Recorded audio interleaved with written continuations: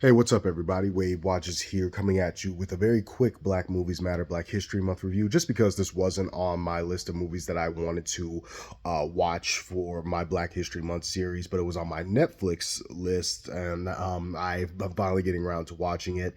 The Harder They Fall, directed by James Samuel and starring Jonathan Majors, Zazie Beetz, Idris Elba, Regina King, and Lakeith Stanfield, among many others. This movie is packed. It's an ensemble cast. But honestly, I really don't have much to say about it because it is that typical western that you've seen before. It's a revenge story. There's standoffs, there's gunfights, there's outlaws, etc., etc. There's a train robbery, all that good stuff. And kind of the novelty of the movie is that it does use real life black like western figures, black cowboys and whatnot, but the by the movie's own admission, all of this is made up and exaggerated. But I guess the novelty is these were indeed real people.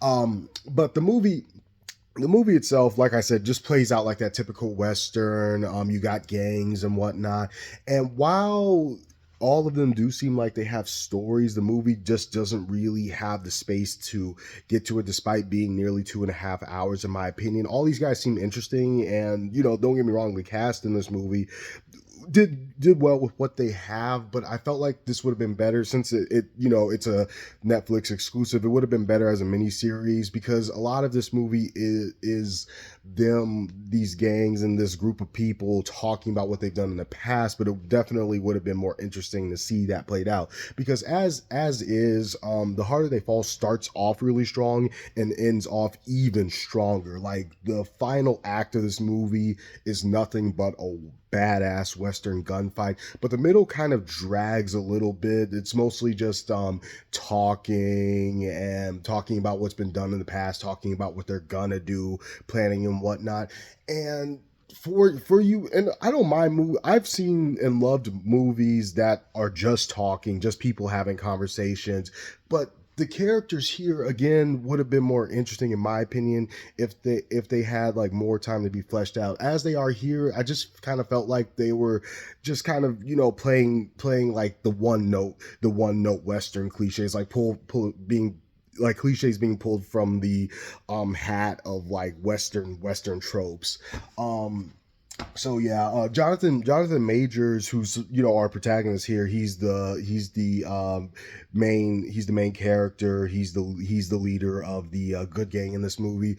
Is pretty much outshined by everybody around him, like by the entire supporting cast. I found them all more interesting and compelling than he was in this film.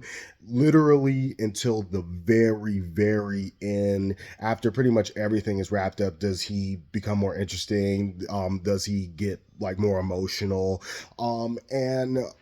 It's once again, then this does happen quite often. I'm not going to just put this on The Harder They Fall. Honestly, the bad guys here were the more interesting characters, but you don't get a lot of them in this movie because they want to focus on the protagonist and whatnot. But Lakeith Stanfield, Regina King, and Idris Elba are definitely the show stealers of this movie. Every scene with them was perfection. But again, it mostly focuses on these the good guys, who, while they're not the worst in the world, they just were kind of like just sticking to these one note tropes. I wish I could have felt something more for them, but I really didn't until the very very very very end of this film. I cannot stress that enough. Only until the end, that final act, that's when shit gets interesting. That's when shit gets frankly badass and really cool.